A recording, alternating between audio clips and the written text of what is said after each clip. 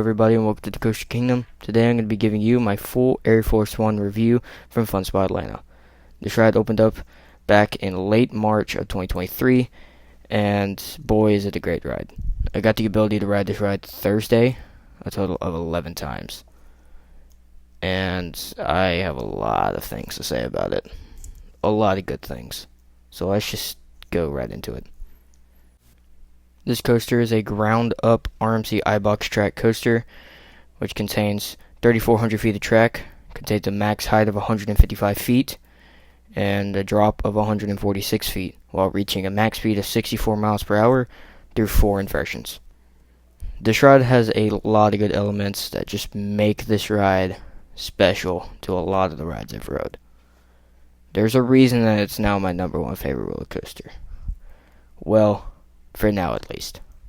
When we heard that Fun Spot Atlanta was opening up in RMC, we thought that it would be one of their new family coasters, because around the time that ArieForce 1 was announced, the family coaster from RMC was also announced. Of course, this didn't end up being a family coaster, of course. It ended up being a top 5 coaster in America, in my opinion. This ride is a back row ride for sure. I rode this ride 11 times, as I said. 6 in the front, 5 in the back. And incredible experience, of course. The ride contains a lot of amazing elements, as I said. And let's just go ahead and get into them. When you head out of the station, you have a simple little pre-lift, a drop that gives some incredible whip in the back row, and 2 little bunny hills to follow. And then you ascend up the lift hill. The lift hill on our CDB says that it's 155 feet, but at the park they said it was 154 feet. Not a major difference, just saying. Once you hit the top of the lift hill, you drop down a 146 foot tall drop, which an incredible drop in the back row. I'd say on the levels of Goliath at Six Flags Over Georgia. After the drop is over, you ascend up the world's first Raven Trust dive, which is a moment that I underrated by a lot. You pop up and bank to the right before immediately being turned to the left into a dive loop.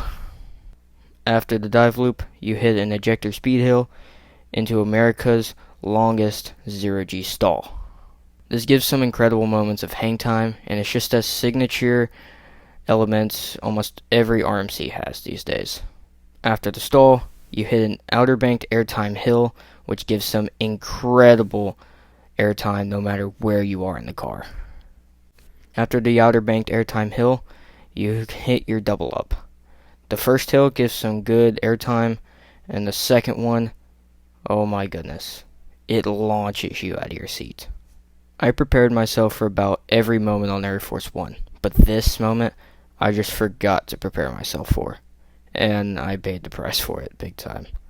After the double up, you hit the arcade roll, which is just a zero-G roll over the arcade located at the park. You then do the back section of the arcade, which should be illegal. You hit another banked airtime hill when you exit the arcade roll, which just gives some incredible airtime before turning into another zero-G roll, which makes you grayed out about every time. It did to me at least. After exiting this moment, you hit the quad down. And I heard a lot of people beforehand saying that the quad down provided too much ejector airtime, but to me, that's not possible. And this ride delivered with this moment. Although I could have done without the slam to the brakes. The slam to the brakes aside, the quad down is a signature part of this ride. And I know I've said that about almost every moment on this coaster, but man, it's kind of close to decide what the best moment on this ride is. Some people say the Raven Trust dive. Some people say the zero-G stall. Some people say the outward airtime hill. Some people say the double up, and then the quad down, of course. It really just decides what you look for in a ride. I had a lot of questions about this ride coming in beforehand, mainly about the trains. I heard that the trains were the 5 cars per train instead of 6 cars per train that you usually see on RMCs, but that didn't affect the airtime at all. Still, crazy airtime on this ride. This ride was also designed by Joe Draves, who is the mastermind behind Steel Curtain, Max Force, and a ton of other S&S coasters. And another thing about this ride, it's located at a park that's in the middle of nowhere. Nobody in the Atlanta area knows about this park unless you're an enthusiast.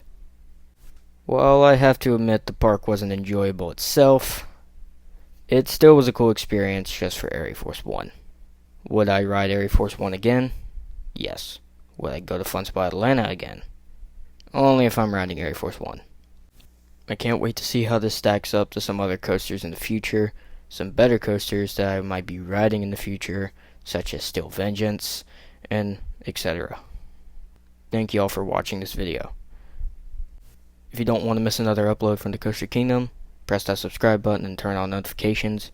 And also while you're down there, leave a like on this video and comment down below if you liked the video. And if you didn't, please leave feedback so I know how to make the videos better. And thank you all for watching this video, and I'll see you guys in the next one.